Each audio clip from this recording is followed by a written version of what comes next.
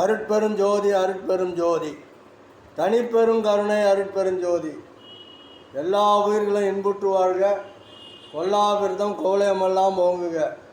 பேரன்புடைய ஆண்மநேய சகோதர சகோதரிகளுக்கு வந்தனம்.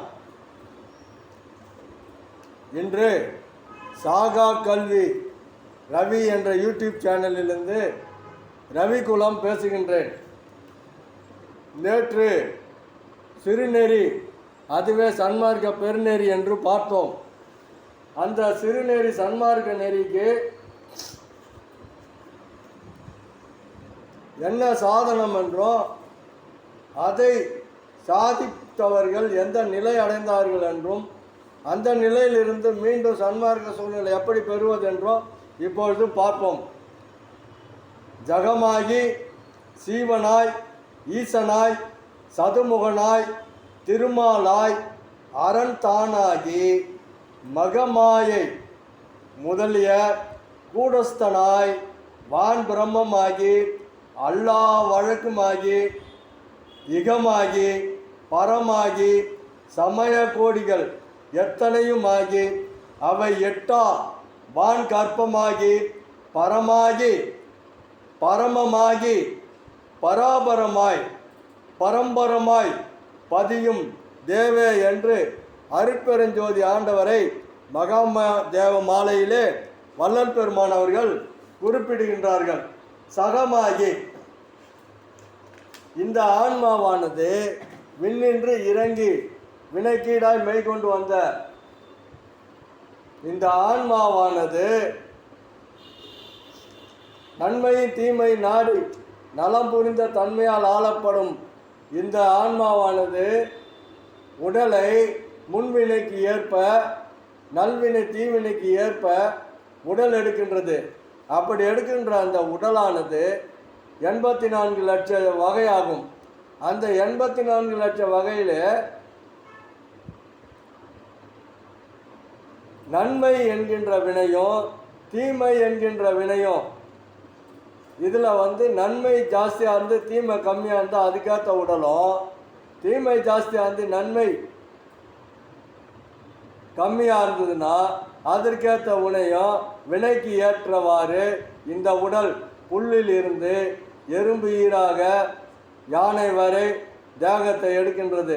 அப்படி எடுக்கக்கூடிய எல்லா தேகத்திலும் எறும்பு முதல் யானை வரை ஒரே அளவாக ஜீவனாக ஆன்மாவாக அருட்சிசக்தி விளங்குகின்றது. அப்படி எடுத்த அந்த ஆன்மாவானது மனம் புத்தி சித்த அகங்காரத்தினால்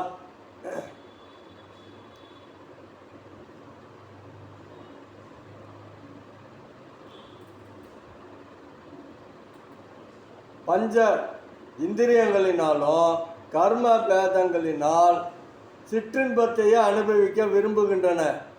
ஆனால் பேரின்பமாகிய ஒன்றை மனித பிறவியால் மட்டுமே எடுக்க முடியும் என்று அந்த அறிவை கெடுக்கின்ற அந்த கரணங்களினால் மனது மயங்கி மாயையில் அகப்பட்டு பேரின்ப நிலையாகிய ஒப்பற்ற ஆன்மலாபமாகிய மரணமில்லா பெருவாழ்வை வாழ்வதற்கு விரும்பவில்லை.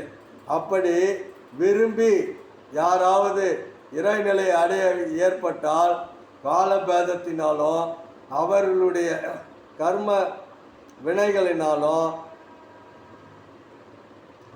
தடைப்படும் போது, மரணமில்லா பெருவாழ்வை நோக்கி பயணப்படும் போது தடைப்படும் போது அவர்கள் வான் பிரம்மர்களாகவும் விஷ்ணுவாகவும் ருத்திரர்களாகவும்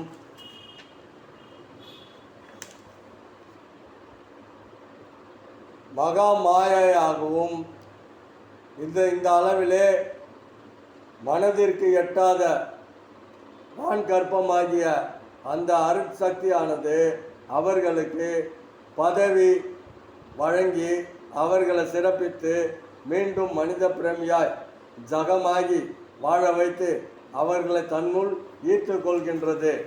இப்போ மனிதனாகப்பட்டவன் தினந்தோறும் சம்பாதிக்க வேண்டும், சாப்பிட வேண்டும், உண்டு உடுத்து உறங்கவே அவன் விரும்புகின்றான்.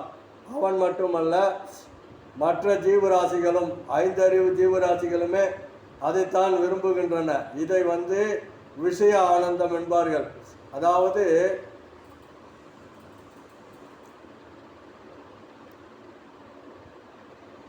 விஷயங்களிலே, வெளி விஷயங்களில் எதெல்லாம் துன்பத்தை தருகின்றதோ அதையே இன்பமாகி ஒரு பொருளை சம்பாதிக்கிறோம். அந்த பொருளை வேண்டாம் என்று விட்டு விடுகின்றோம். ஆனால் பொருளை சம்பாதிக்கிறோம், பிறகு விட்டு விடுகின்றோம். ஒரு பொருளை நாடி செல்கின்றோம், ஒரு இடத்தை தேடி போகின்றோம். போயிட்டு அங்கிருந்து மறுபடியும் விலகி விடுகின்றோம். இது நிவர்த்தி பிரவர்த்தின்னு 2 தடவை சொல்லுவாங்க. இந்த இடத்தளவிலான நம்முடைய செயல்பாடு ஒரு உயிர் உள்ள ஜீவனை நேசிக்கின்றோம், சிறிது காலம் பொறுத்து அவற்றை வெறுக்கின்றோம். இது ராக துவேஷம் என்று சொல்வார்கள். இவை ஜீவர்கள் அளவிலான இந்த செயல்பாடுகள் துக்கம் என்பதன்று சுகமாக இருக்கவே விரும்புகின்றன. ஏன்னா நாம் எப்போதும் நமக்கு சுகம் இருக்கக்கூடாது, சந்தோஷமாக இருக்கணும்னு தான் சந்தோஷத்திற்கான என்னென்ன இறைகளெல்லாம் நாம் தேடுகின்றோமோ அதையே தேடுகின்றோம். அதற்கு நேரான துக்கம் வருகின்ற ராகாதி துவாசங்களை நாம் தடுக்கின்றோம். இதே ஐந்தறிவுள்ள ஜீவராசிகளும் அதே தான் விரும்புது. ஒரு பசுவிடம் காய்ந்த புல்லையும் பச்சை புல்லையும் வச்சா பச்சை புல்லை தான் மேயும். அதே மாதிரி பூனை மற்றும் நாய் முதலிய ஜந்துக்கள் குளிர்காலத்தில் உஷ்ணமாயுள்ள இடத்தையும் உஷ்ண காலத்தில் குளிராயிருக்கின்ற இடத்தையும் அடைந்து அது தங்குவதை நாம் பார்க்குறோம். அதே மாதிரி ஓரறிவு முதல் 5 அறிவு எல்லா ஜீவராசிகளும் இவ்விட விடய ஆனந்தமாகிய சிற்றின்பத்தையே விரும்புகின்ற. அப்படின்னா மனிதன் மட்டும் இதற்குன்னா விதிவிலக்கா? மனித விலக்கிற்கு குணத்திற்கு விளக்கம் வந்தது தான் வள்ளல் பெருமான் அருளிய சுத்த சன்மார்க்க பெருநெறி. உலகத்தில் மனித பிறப்பை பெற்றுக்கொண்டவர்கள் இந்த பிறப்பினால் அடையத்தக்க ஆன்ம லாபத்தை காலமுள்ள போதே அறிந்து அடைய வேண்டும். அந்த ஆன்ம லாபம் எதுவென்று அறிய வேண்டினில் எல்லா அண்டங்களையும் எல்லா பூணங்களையும் எல்லா பொருட்களையும் எல்லா ஜீவர்களையும் எல்லா ஒழுக்கங்களையும் எல்லா பயன்களையும் தமது பூரண இயற்கை விளக்கமாகிய அருட்சக்தியால் தோன்றி விளங்க செய்கின்ற இயற்கை உண்மை வடிவர்களான கடவுளின் பூரண இயற்கை இன்பத்தை பெற்று எக்காலத்தை எவ்விடத்தும் எவ்வளவு தடைபடாமல் வாழ்கின்ற ஒப்பற்ற பெரிய வாழ்வே ஆன்ம லாபம் என்று உண்மையாக அறிய வேண்டும் என்று வள்ளல் பெருமான் கூறுகின்றார்.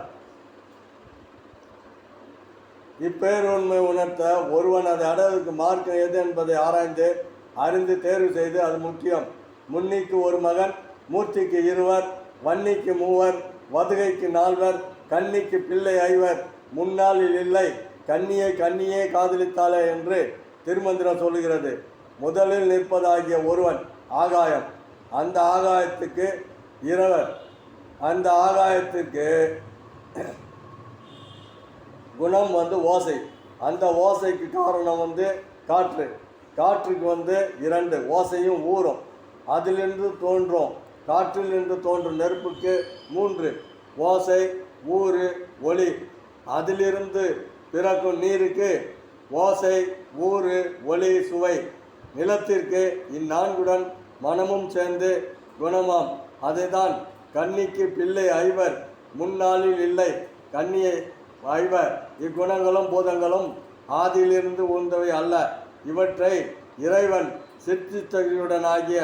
சிற்சக்தியுடனாகியிருந்து மாயையிலிருந்து படைத்தார். அதையே தான் கன்னியே காதலித்தாளே என்று கூறுகின்றார்.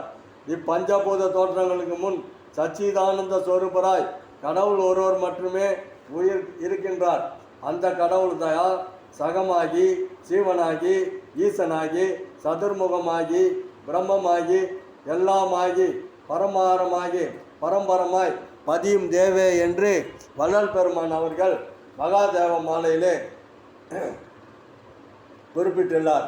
ஏகன் அநேகன் என்பது சொல்ல காரணம் ஒன்றாகிய சிவம் எல்லாவற்றிலும் கலந்து இருப்பதால் அது பலவாக உள்ளதென கூறலாம். எல்லாம் சிவமயமே, உள்ளது ஒரு பொருள்தான். பின் அந்நியமாக தோன்றுவதாலாம் ரூப பேத வடிவ வேறுபாடு.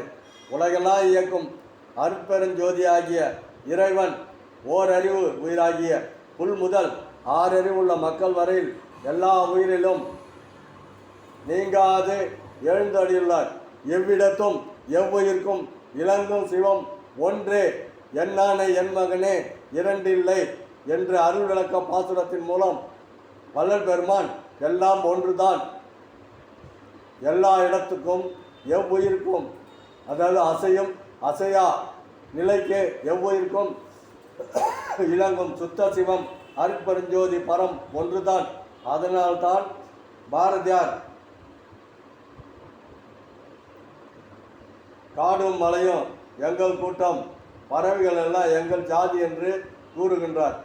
அசைவினை எல்லாம் ஜாதி என்றும் அசையாத இதெல்லாம் கூட்டம் என்றும் கூறுகின்றார். எல்லாவற்றிலும் அணுவில் அணுவாக இருந்து இயக்குவது அருட்பெருஞ்சோதி ஆண்டவர் என்று இந்த மகா மாலையிலே எல்லாமாகி இலங்கும் பராபரமா என்று விளங்கி சொல்லுகின்றார். அருட்பெருஞ்சோதி அருட்பெருஞ்சோதி தனிப்பெருங்கருணை அருட்பெருஞ்சோதி.